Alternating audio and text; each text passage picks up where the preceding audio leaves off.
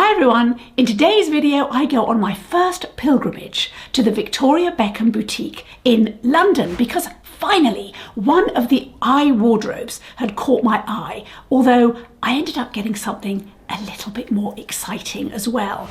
I also ended up missing a meal, and so as a result this video has been filmed over a couple of days, so the sharp-eyed amongst you will notice that the colour of my knitwear changes, so watch on. So I'm just getting ready here for my trip to the Victoria Beckham Boutique. I'm actually really looking forward to it here because I'd read so much about it because the structural changes that they made to the building were kind of apparently at the time quite impressive.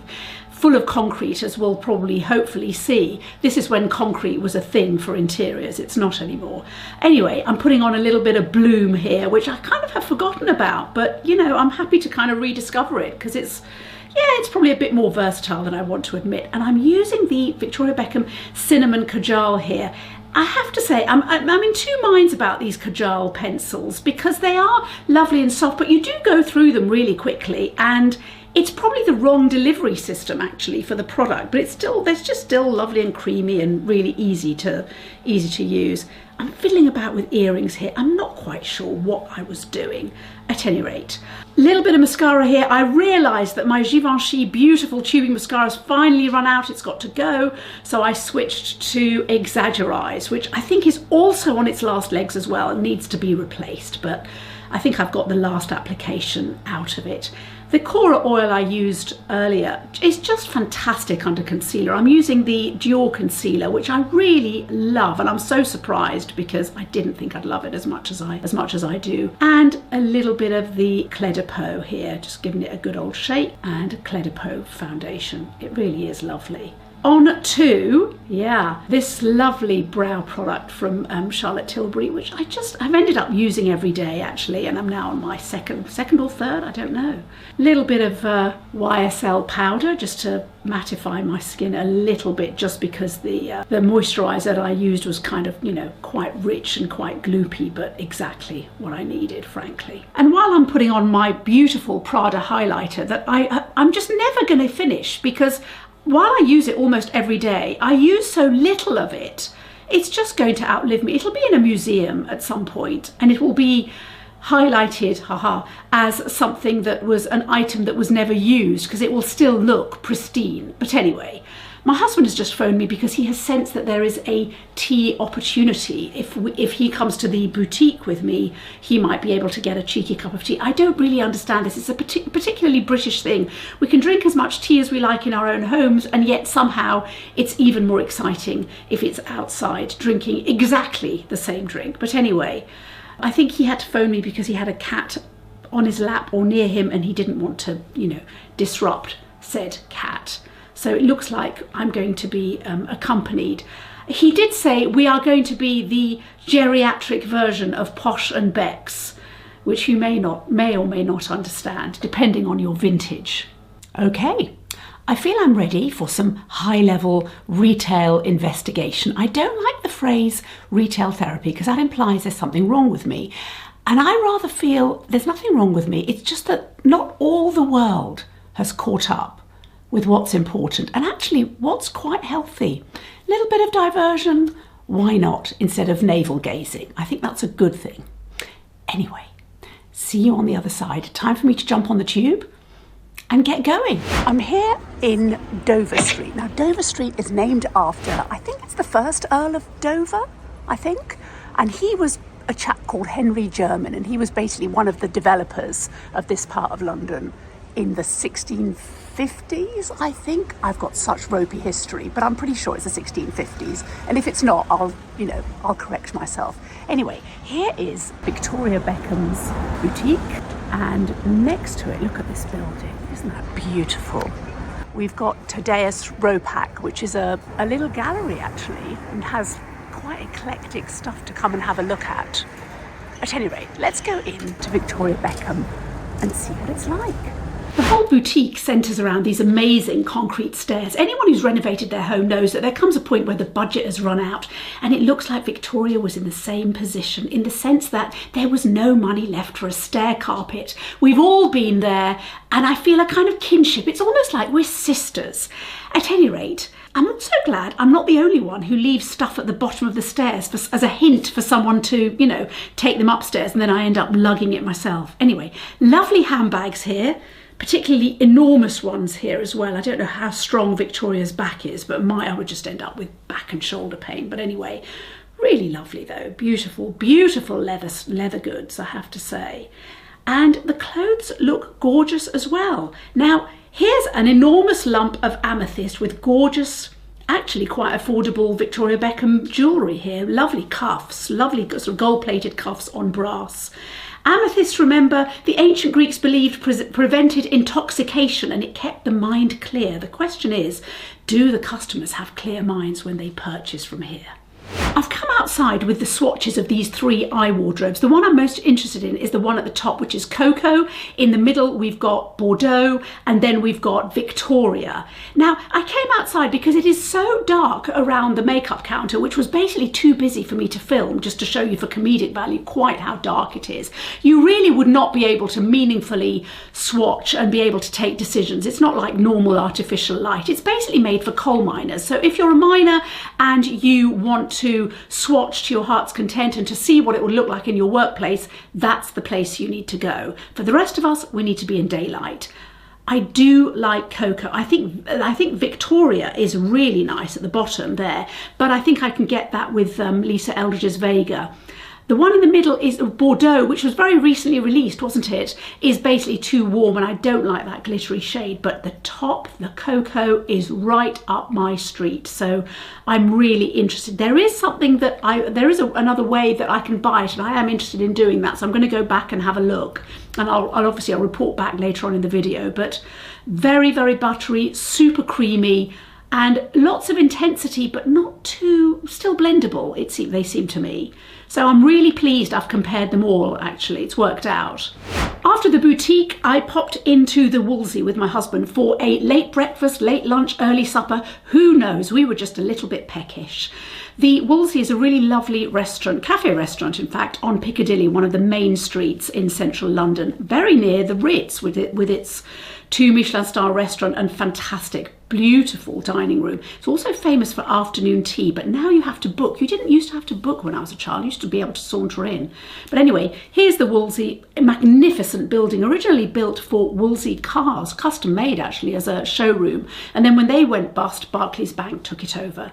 I had Welsh rabbit with fries. My husband had croque madame. I was jealous because he had a little bit of salad with it. But anyway, it didn't stop us. And of course, we had a proper full meal a lot later. The Wolsey is worth it. The menu's lovely. It's very sort of wide, and you can always find something that you love. Let me show you what I bought, but while we're here, if you've made it this far, then we've clearly got things in common. So why not make it official and hit the subscribe button and join our lovely, friendly community.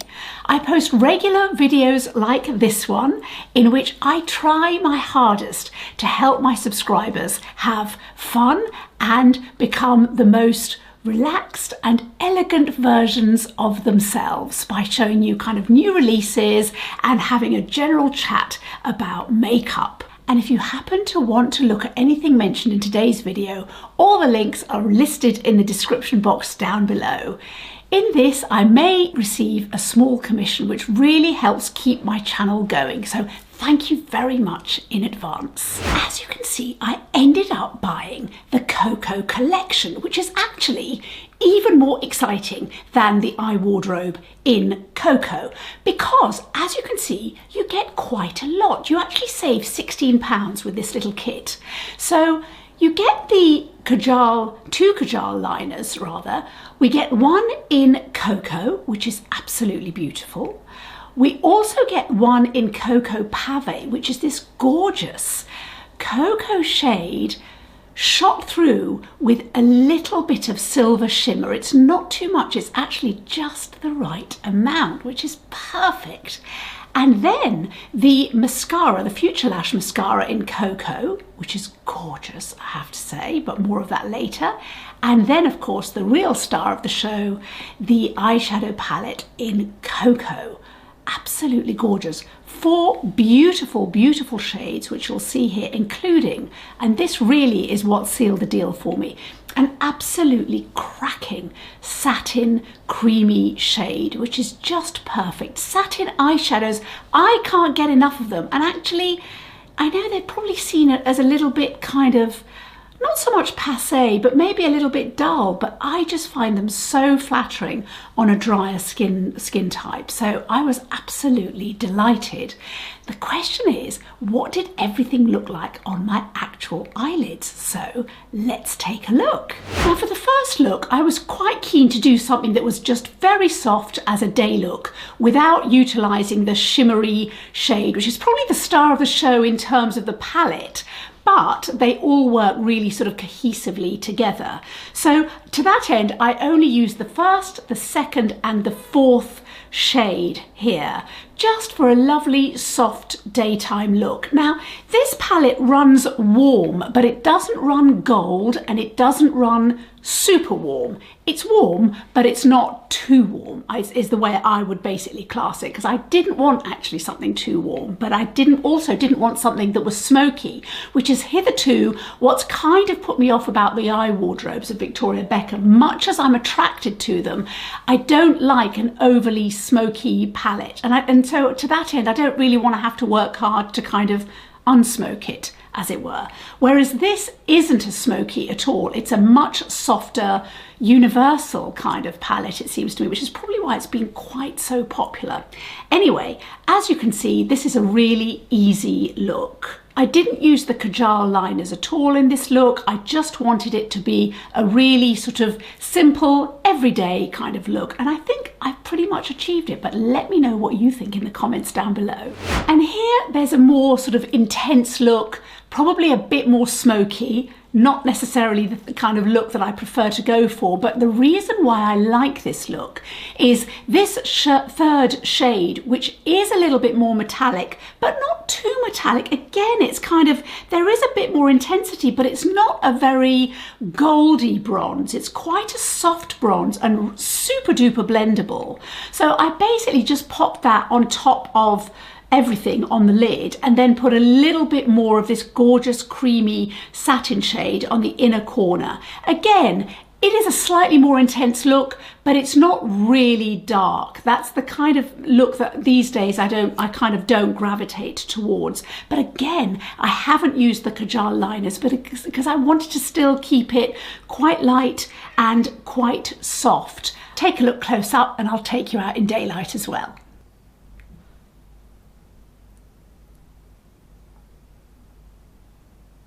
I mean, you know, it's not rocket science. And yet, why is it so hard to get shades like this to work so nicely on mature lids? This is wonderful. This is really perfect. This is natural daylight. You'd have thought I'd be used to it by now, but these grey skies are quite something. They feel sort of like unnatural daylight. At any rate, take a closer look. I've used all the colours. And what I've done is I've put the lovely bronzy shade here, which I've just stuck my nail in, on the lid as well. So it's all 4 shades. What I should say is these, sorry, I've got a cat here who's also brown and I think feels an affinity towards these shades. At any rate, these shades and this formula is so blendable. It's so easy. I just used a couple of brushes. I didn't even use my fingers. I just, you know, popped it on. It was just really easy. I'm so impressed with the formula because it's slightly creamy, which I really like. It's not dusty, there's no fallout. You know, I know that this is a new formula. I didn't try the old formula for the reasons that I've mentioned before. Now, however, I will be looking at any new sort of colour stories with a renewed interest. I don't think I'll be going back for the other colour stories for the reasons again that I've mentioned, but this has basically sold me on the eye wardrobes. The other thing I want to say is I think this palette is just the right kind of weightiness for it to feel luxurious without being completely over the top and really super duper heavy. And also, I'd just like to say, at first I thought, oh, it's kind of tortoise shell, but it's a bit tortoise shelly, isn't it? But it seems that it's got a kind of, you know, fiery kind of quality to it. I do like tortoise shell. I always think with tortoise shell, it's kind of leopard skin, but seen through the eyes of somebody with cataracts. Do you know what I mean? We get all the pleasure of the shades with a kind of a bit more of a blurred effect. And I think this has gone several steps more towards that cataract effect for the way it looks. But I'm just saying, if you haven't gone for these, this colour story may be something that is of interest to you. It is a universal colour story, isn't it? You know, I'm not saying it's groundbreaking. I'm not saying it's kind of, oh, my goodness me, she's done it. It's not like that. It's a very simple palette, but it's the kind of palette that is done, it's kind of colour story that is often done, in my opinion, not that well. I.e., you know, banged together, maybe a bit lazily done. Nothing lazy about these shades. They all work together brilliantly. And of course they can be used wet, so you can use this as a liner. I just want to show you the two new Kajal liners and how they compare to something that I've got in my existing collection, which is called Cinnamon in the Victoria Beckham. This is actually the second one that I've got. I do really like this. I think to begin with, I wasn't really using it the way it needed to be used, and I was kind of using it as a wonderful smudgy eyeliner, which really kind of suits me because you can kind of get in there and it's just lovely and it smooshes nicely. But actually, latterly, I have been using it, kind of using the smudger, which the smudger is good actually, all over my eyelids because it's just a really quick look. So here we've got the Cocoa Pave shot through with a little bit of silver. Then we've got the Cinnamon from my existing collection, and then we've got Cocoa itself, which is the new Victoria Beckham shade. Both these two shades are new to the Victoria Beckham collection. What I will say is that the Pave, the silvery, the one that's shot through with silver, isn't available on its own at the moment on her website, although everything else is available sort of singly, obviously, but the Pave isn't as yet, so you'd have to get the set if you wanted to try that. So what I'll do is I'll take this off and I'll quickly put the Kajal liner, one on each eye, to show you so you get an idea of it. What I will say to you is I'm wearing the mascara and I am so sold on this mascara. Here's what happened. Normally, after applying my eyeshadow, I will use my eyelash curlers and then put the mascara on, if I remember. I didn't remember on this occasion. It was sheer incompetence on my part. But here's the thing. This mascara definitely lifts the lashes. So many mascaras, it seems to me, say that they do that, and they kind of don't. Partly because I think the formulas are quite thick. They tend to be thickening these days, and they're a bit too heavy. This formula, I won't say it's thin, but it's kind of just the right consistency, that while it's not necessarily a thickening mascara, it's undoubtedly a lengthening and separating, but more importantly, it really lifts. Let me bring you really close up and just let's just focus on just looking at the mascara. It's pretty amazing. I just want to show it to you.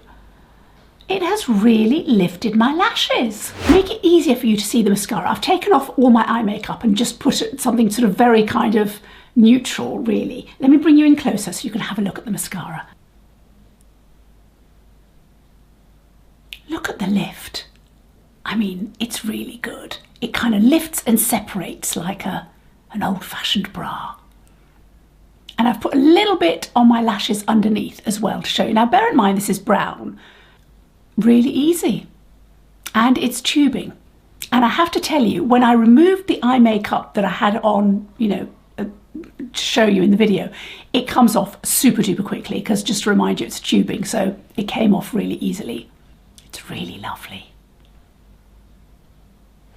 In a very rough and ready way, as you can probably see, I have put on the Cocoa Pave here on this eye, and then the cocoa, which is a matte really, on this one. And all I've done is I've put it on my eyelids and I've smushed it on and done a tiny little bit of a kind of fat wing, as it were. You know, that kind of very fat wing. Probably the bird probably wouldn't take off. The wing is so fat. But that doesn't matter. We're not going to fat shame. The thing that I will say is the brown mascara is not necessarily a friend of this look, so because it doesn't show up. So I just, where is it? I just put a little bit of the black Charlotte Tilbury just on top on the tips so that you can actually have a look. And I put a little bit in the inner corner just because my eyes are dark anyway, as you know, of this lovely creamy satin shade. So that's what I did. Now, take a quick look. There's something that I do want to tell you about because I realise I've got something else in my collection that may be of interest to you if you also have it. Now, you will remember that I showed you the shade Cinnamon here in the middle, which was from my collection. What I should have also shown you was Ash, which I originally bought because I love a grey eyeliner or a Kajal or anything. I just love grey. And so I bought that, but really it's not been as successful for me as I would like. It's not really grey enough. It's too much of a dark ash as opposed to a light ash. I mean, I think it's named correctly. I think I just wanted a grey, and it's not grey. It's ash. And ash, as we know, is sooty.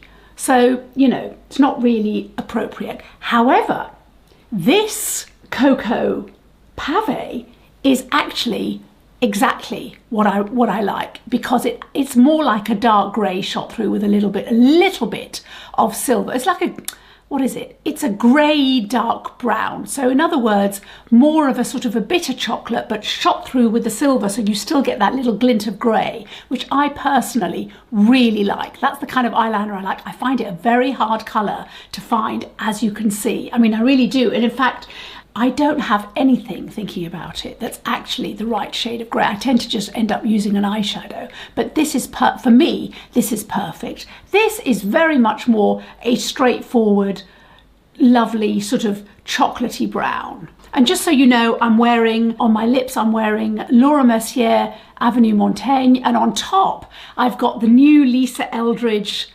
Peekaboo Pink, which is just, it just kind of seems to lift everything and turn everything into a kind of a party sort of look, you know. What I like about this is, firstly, as a look, it's very quick. I probably could have done it a bit neater, but maybe part of it is don't do it neatly.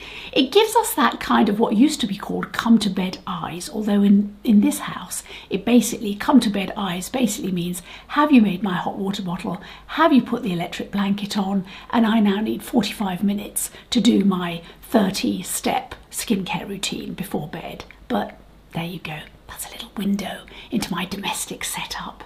So, everything that you have seen today is listed down below in the description box if you are interested in clicking on those links. But I want to know, are you interested in these kinds of shades?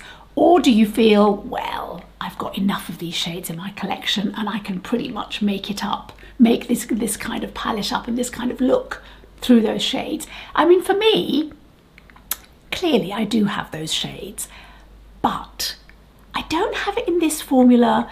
I don't have it in exactly this kind of neat and tidy setup, and I'm actually delighted. What I really want to do, and I haven't had time to do it, is to look at all my little kind of quads and quints and see how this actually compares, because there is something that I have been thinking about, which is, if you are going to buy only one blue palette, you know, neutrals palette, you know, cocoa kind of chocolatey palette, is this it? Or which would it be out of, you know, everything in my collection? Which is the one to end all, as I said, blue palettes, pink palettes, brownie palettes, neutral palettes?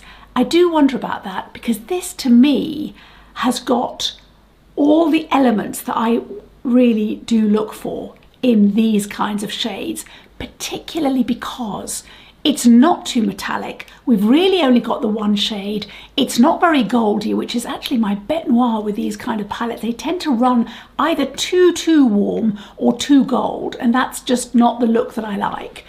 But also, this satin shade, and so much of it as well. It's such a sort of sensible and practical way of dealing with it. Was it Sarah Creel who was the original curator of these? Or I may be wrong, I'll have to look that up. But all I'm saying is it's a very practical thing to understand that this is the shade we're going to use the most of, chances are. So you don't want to be hitting pan with that, because that's pretty disappointing. And I know that in a way with other palettes that I've had, that's kind of been what's happened. But anyway, over to you. I would love to hear from you. And also, have you tried this mascara? Because I already absolutely love and adore it. I really do. I think I'm going to go and buy the black one, frankly, as well, because I just think it's lovely. The lift is phenomenal. It really is. So, you know, that's a win. Plus the Kajals, I mean, really, what's not to like? So yeah, over to you. I would love to hear from you. Do let me know what you think, and I will see you in the next video. Bye.